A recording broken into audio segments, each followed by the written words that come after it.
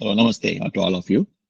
So, Viral and Rashmi, namaste. And, like I normally do, the background picture is the new Ram Mandir, which was built after hundreds of years of legal battle in India. The idol is the famous Ram as a child in Ayodhya in India. And just before I started recording, the conversation was around, you know, um, what is the purpose of such conversations, etc., for the like we are having today. And I mentioned that it is fundamentally my approach is, which I believe is one of the right approaches, is um, to create disturbance in your mind so that you can launch your own self awareness. I don't want to be, I can never be, and I should not be a crutch for you. The only thing I can do is to quote unquote disturb your mind so that you start thinking, what is he saying? Why is it relevant to me? So on and so forth. In this, I'm trying to use kind of a flip Patanjali's statement of the yoga chittavritti nirodha. The idea of yoga is to minimize or eliminate the mental cogitations, and I'm using the other way around. I am trying to use cogitation as a means of self-inquiry for you to launch. Um, that is the idea, and I also before I start recording, I mentioned this. I'll summarize now. That is fundamentally because I think Meera asked the question to which I responded. She was asking whether every disturbance or every cogitation will lead to contemplation by others, or it was the question roughly, and I tried to answer saying it's not true. Every cogitation does not necessarily lead to contemplation by others. Um, It all depends upon the intent of the person who disturbs others, as well as the Swarupa Yogata of individuals who hear this or who participate in this mental cogitations and then decide what to next. It's a consequence. Contemplating is a consequence, for which I try to give an example, as a continuity of Bhagavatam. We didn't talk about Bhagavatam the last 2 3 months. We stopped where Kapila Muni was telling his mother how the physical universe, there's a parallel between physical universe and the human body, how there is a parallel, reiterating that it's not enough if you have material things like planets and sun and stars. Just as we have eyes, ears, body, legs, etc., evolved, because though all these things, like for example, if you take a human body, eyes could be there, ears could be there, mouth is, everything is perfect as a device. But still, if the prana is not there, we call it a dead body. It does not function at all. And same way, there is an intelligence principle which is in the universe and which is a little tricky to understand because we all know scientists say that it's all matter, all kind of silicon, sand, so all kind of rare earth and all kind of things are there, nitrogen, oxygen, this is how they talk. But the question is, um, why should there be um, a combination of gravitational forces of various planets and the sun quite to keep the universe in balance? If any of the planets change the gravitational force in by a little bit, whole thing goes out of toss. That means there has been thought process behind that and a judgment behind that. And thought process and judgment cannot happen to matter. It can happen only to an intelligence principle. And therefore, Bhagavata introduces the concept of Kshetrajna, or a universal Virat Purusha, as they call it, universal principle, which is spread everywhere. The intelligence principle spread everywhere, which is perhaps why this kind of combination of gravitational force of each and every planet was created so that they can be in balance. Of course, to people who are not willing to accept this intelligence principle would argue it happened in random, right? The several combinations are there, so several universes destroyed. Only this remained because accidentally, all of them have perfect combination. It's one theoretically a possible argument, but Bhagavata takes a different line that there is a intelligence behind all those things. That's why they said that when everything was there, Still, it was not active until even in Brahma, supposedly the Chaturmukha Brahma is supposedly the highest form of evolved intelligence. Even when he entered Buddhaya Brahmapi Hridayam no Udatishtatam Virat Rudro uh, Avimatya Hridayam Na Udatishtata Virat. Even Brahma, Rudra, and others entered also when they tried also. It was not active, quote unquote, until Chittena Hridayam Aitya Kshetragya Pravisadyata Virat Tadeva Purushaha Sarilada Udatishtata. That means only when Kshetragya entered, the Virat Purusha or the whole core in the universe as a body started becoming active, and for which he gives a parallel in the body itself. Yeah, that is human body itself. Yatha prasuttam purusham prano indriya udiyata prabhavanti vina yena no atyavitu atyavitum ojasa. Unless prana, the vital energy enters, the body may have all the organs physically perfect, still it will not function. Just like that, that Kshetrajna had to enter before the whole universe can be active. And therefore, he recommends um, tamasmin pratyagatmanam tiya yoga pravuttaya bhaktya viraktya jnanena vivityatmani chintaye.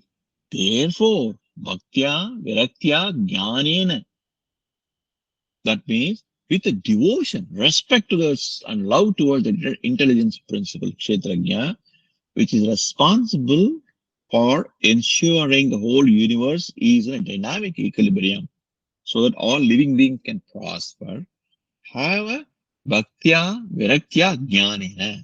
Should have a devotion towards, respectful devotion towards that bhaktya, viratya. Viratya means recognize. That principle is the only sole reason why it exists. Because we know when that's why they gave an example of Brahma tried, Indra tried, or Rudra tried. Likewise, anything can try, but ultimately, um, this is the essence of being. And therefore, with um, not only with devotion, with a clear understanding that other things are not responsible, only this particular principle, principle is responsible, and therefore, what we have to do is we should have virakti towards other things. That is, the millions of other things are there in life. That's only in the context of leading a life, but we do not give those things as much devotion or respect which we are going to give to the Kshetrajna principle. And this understanding, you have to do the chittaye. You have to contemplate appropriately using this knowledge. Yes, Mira. Yes, thank you so much for teaching us. I yes, it came to my mind, and I'm wondering what do you think about this when you say devotion? Yes, devotion, but this devotion, I always felt that it had to be, combined or with humility, with very deep humility. And I think, I don't know how to say this, but if someone has that humility and kind of understands that, then this is one way to go ahead and able to do contemplation. Because without a humility, it's very, very difficult to do because there is something more than just me, myself, something much, much larger than this small little insignificant me. So, yeah, it's interesting that you say the Rabat, and probably devotion almost equals with humility, right? I don't know. Yeah, yeah, that is very correct. Real devotion is rooted on humility because devotion is not an emotional response towards a higher authority which you fear or which you think can give you some good stuff if you please. That is not devotion. That is why if you look at the words used is that bhaktya viraktya jnanena atmani chintaye, he said. You have to, the virakti means disaffection towards everything else. You cannot have disaffection to everything else unless it starts with with a with a basic principle of humility that you know what, everything else, including me, is useless, frankly speaking. The only thing which is really, really useful, which is valuable, which is respect worthy or love worthy is this Prajna or the Ishvara principle. Therefore, everything begins with humility of accepting the limitations of what you, limitations and appropriateness of yourself in the whole equation. It is not some religions, I'm told, encourage people to develop almost hatred towards yourself. You know, you punish yourself, hit yourself, so on and so forth. That is not what is being told here. Yes, that is not humility. Yeah, that is not humility. Yeah, what is told here, that is why they said, Jnanena, vivityatmani chintayajna. It's not a blind devotion. Jnanena means with lot of knowledge which you have acquired, wisdom which you have acquired, intelligence you have acquired. You have to apply that also. Therefore, it is, I would use an English word, appropriateness rather than um, uselessness. You know, we are not useless, right? We are not zero, but we recognize when we say we, our identity as individuals, Mirel or Paddy or Rashmi or whatever, our identity has got a limited scope for a specific reason. This identity is useful, respect worthy, etc. But when we talk of raison d'etre, as you say, no, in French, right? Raison, I don't know pronounce it correctly. The essence of thing. If you go for that, we recognize at a universe level, we recognize the only factor is that Kshetrajna. That's the only factor because it keeps everything in order, balance, and provides opportunity for everything to survive, without which it will collapse. That is called humility. Recognizing each entity's what? Appropriateness, and therefore concluding that Kshetrajna principle is the ultimate principle. That is humility. Not, okay, if I go to this Ram Mandir which I'm showing in my background, if I go today, next year, I go to the India and visit Ram temple there, and then he will give me 2 lakh rupees or $3,000. That is not humility. That is not devotion either, honestly speaking. Yes, I Yeah. understand. Yes, please. Did I answer you? Yes, thank you so much. Yeah. But what happens is, I'm skipping a few lines. What happens is, most of the time, it does not happen this way. This understanding that each one of us have got appropriate existence in the context only and not infinite existence is not there. What happens is, sa esha he prakrite guneshvavi vishajyate aham kriya vimudatma karthasmi itya vimanyate. But what happens is, unfortunately, because of delusion, because we are conditioned, sa esha prakriter gunesh, because of the gunas, the tendencies, whatever we have developed, what we happens is we get deluded, vimudatma, we get deluded by our ahankara, or that, oh, I am the doer, I am the enjoyer. You start feeling that way.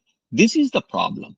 Once you start having that, tena samsara padavim vashe abhyetva nirvritaha prasangigai karma karma doshau sadastim shayonishu. Because of this, it's very interesting. Um, because of this false identity which we have that we are everything, we do everything, we enjoy everything, we lose this independence. It's in my view, it's a little paradoxical. for forgetting that our existence has got only limited purpose and limited ability, because Chaturanga is the infinite principle available. That is what the author is calling as a rather Kapila is calling as loss of independence. It looks as though that if you have that feeling, oh, I am limited and therefore I look to unlimited existence called Kshetrajna, we would rather think that is where you lose independence because you understand you are dependent on that principle.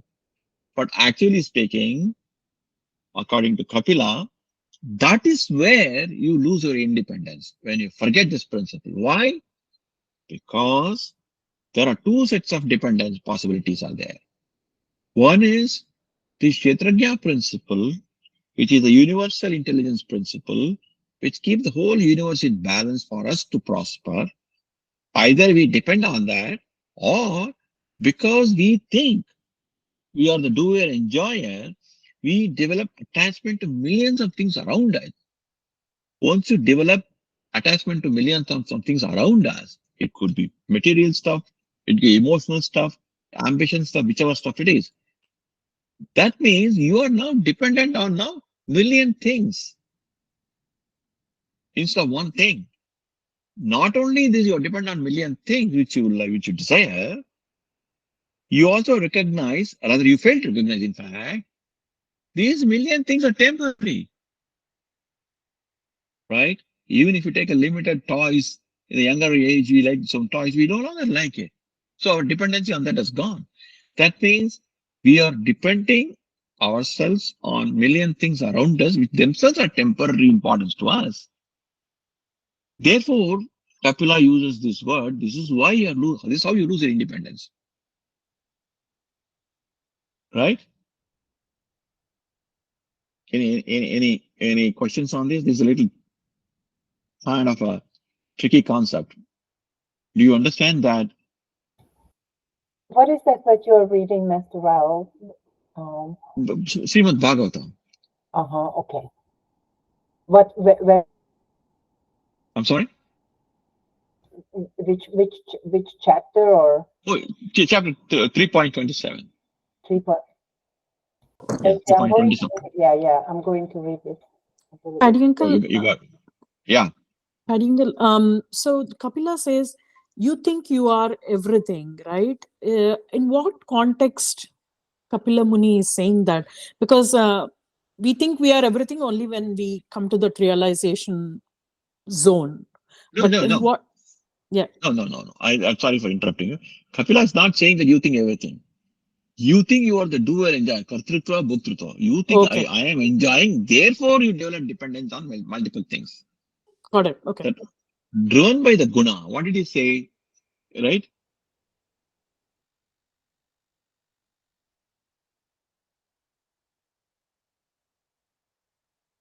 When the jiva is attached to the gunas of Prakriti, you get deluded, right? He used the word ahankara kriya vimudatma. He used the word.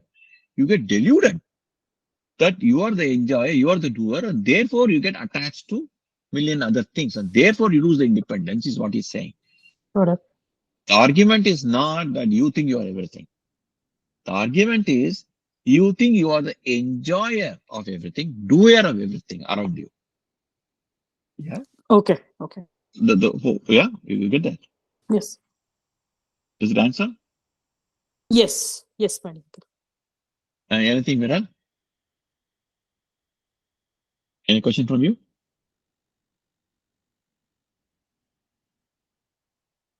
Okay. So then what happened?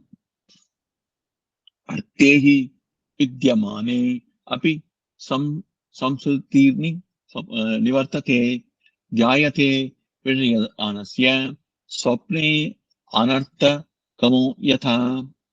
So what happens is that this loss of independence, rather creation of dependence on multiple things, is primarily due to this um, uh, uh, ahankara, identification as a kartrutva, bhoktrutva, the doer, enjoyer. This is the reason why you get into the problem state called the samsara. Then what Kapila is trying to do is, after explaining so far, right? After explaining so far how the universe got manifested, material, if you remember, I talked about material universe, biological universe, then emotional evolution, intelligence universe, evolution, etc.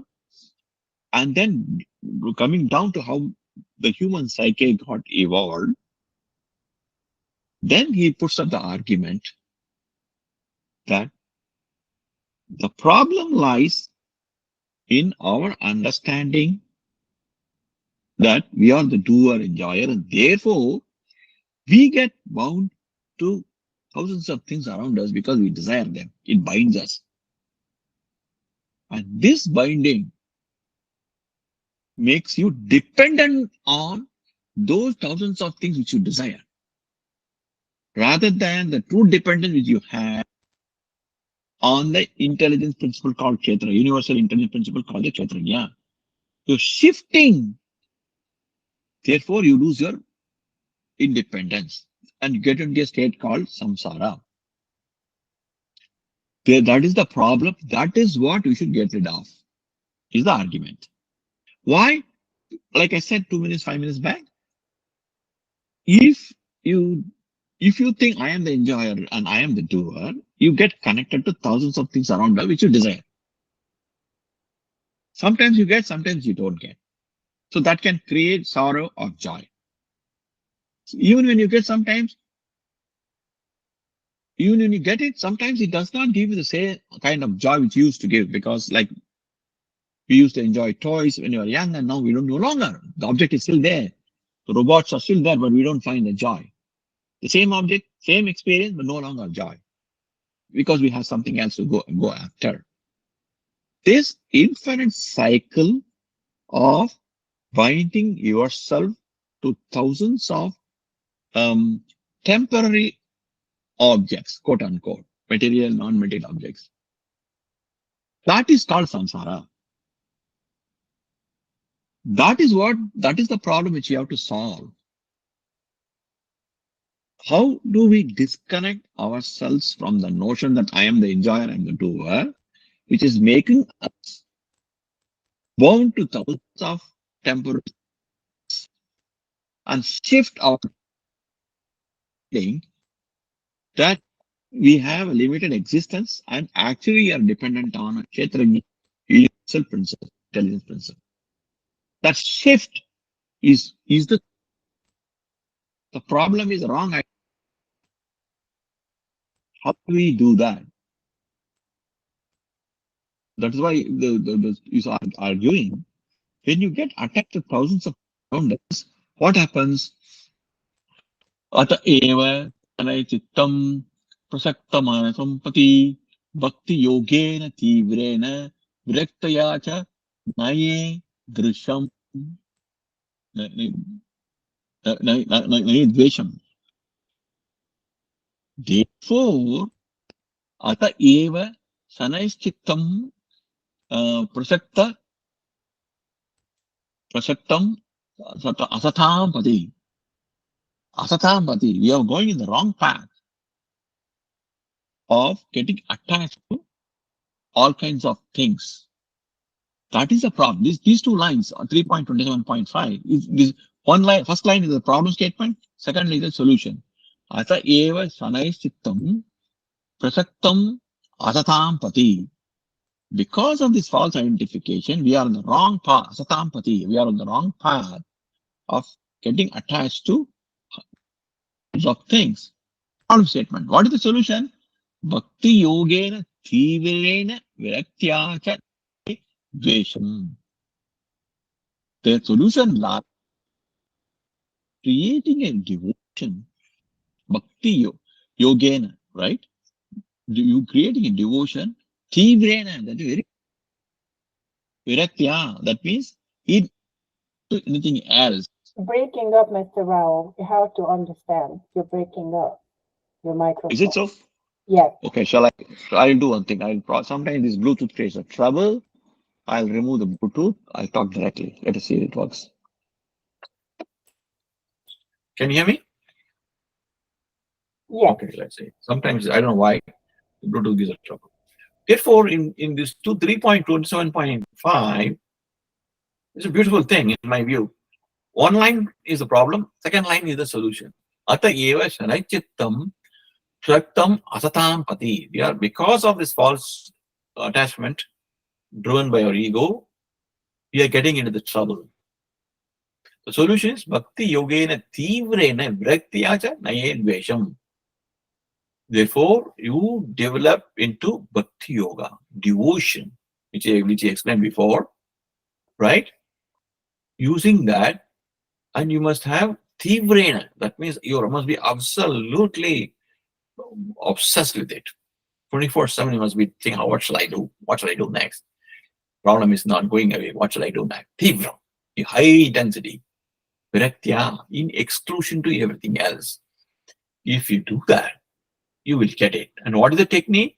In next sloka, he tells, Yamadi yoga tate rabhyasan dayan vita mai bhavena satyena vaktya shravane Yamadi yoga. What is Yama, Niyama, Ashtanga yoga? All the steps. That's what you should follow, right?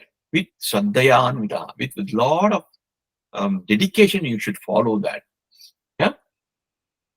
If you do that, and the best way, you talked about bhakti without humility, Miral.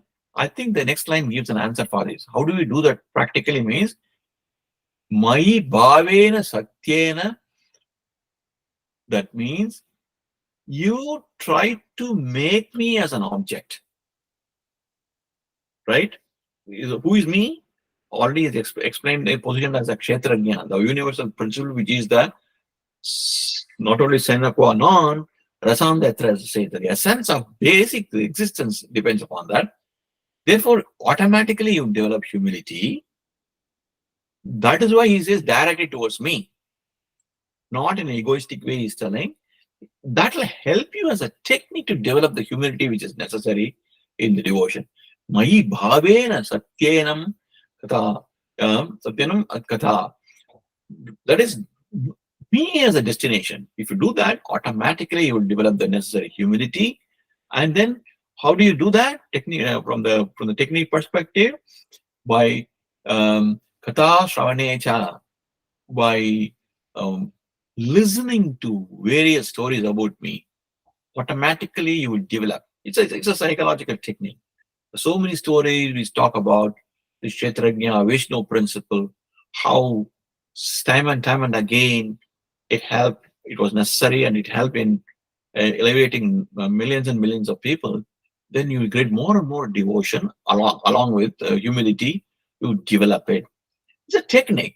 Hearing about Ishvara, thinking about Ishvara, singing about Ishvara, dancing about Ishvara. These are techniques which are psychological in nature, but very helpful in developing a deeper understanding and building humility in the bhakti. I think we'll stop. It's nearing 7 o'clock. I think it's getting late for you. Yeah. So we'll stop at 375. 3.27.6. This is where we stop. Okay.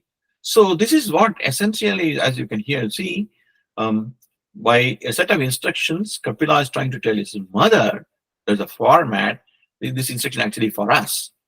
And he is given a technique of devotion without arrogance, devotion with humility rather. How do we develop it is how he is going to explain, and he is given a hint saying that if you follow yama, niyama kind of Ashtanga yoga steps, but keeping me as an objective, you will develop the necessary humility, not the arrogance that I am master of yoga. Instead, you say, I am doing this because I am dependent on you, Vishnu. That humility builds in automatically, and arrogance get eliminated, and you will make a good progress. So with this, we will stop for today. It's getting late because your class starts now. I'm going to stop recording. Namaste. Namaste. Thank you. Namaste. Thank you.